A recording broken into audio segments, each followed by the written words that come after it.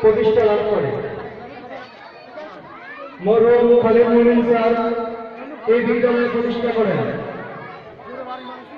এই দীর্ঘ 23 বছর ধরে ঐদুন্নিসা একাডেমি স্কুল সোলবাই অঞ্চলে সুনামের সাথে, অতি সুনামের সাথে তাদের কার্যক্রম চালিয়ে যাচ্ছে। আমি 2005 সালে এই বিদ্যালয়ে প্লে শ্রেণীতে ভর্তি হই এবং 2011 সাল পর্যন্ত এই বিদ্যালয়ে আমি অধ্যয়ন করি। আমার প্রাথমিক শিক্ষা আমি এই বিদ্যালয় থেকে অর্জন করেছি।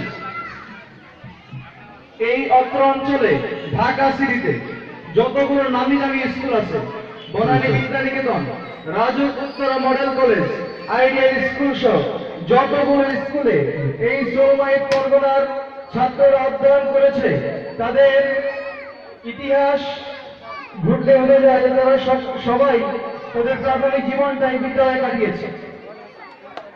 আমরা অনেক বিদ্যালয় দেখেছি, অনেক আইডিয়া, অনেক আদর্শ উচ্চ বিদ্যালয় আমাদের পড়াশোনার আশেপাশে গড়ে উঠেছিল, কিন্তু তারা অভিভাবকদের আস্থা অর্জন করতে পারেনি।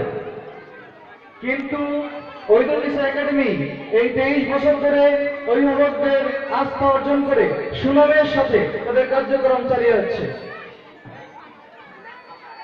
আমি স্যারের নিকট বিনীত অনুরোধ করব যে আগামীতে ঐদুন্নিসা একাডেমিকে মাধ্যমিক শাখায় উন্নীত করে এই বিদ্যালয় থেকে যেন শিক্ষার্থীরা এসএসসি পরীক্ষা দিয়ে যেতে পারে সেই ব্যবস্থা করার জন্য স্যারের নিকট অনুরোধ রাখব।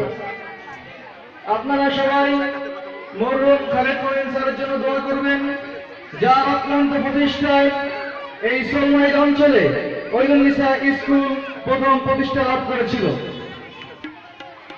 আমি আমার বক্তব্য দীর্ঘায়িত করব না, সবাইকে ধন্যবাদ জানিয়ে, স্বাধীনতা সংগ্রামের শহীদদের প্রতি শ্রদ্ধা জানিয়ে এবং ঐদুন্নিসা স্কুলের সুখ্যাতি কামনা করে আমার বক্তব্য এখানে শেষ করছি।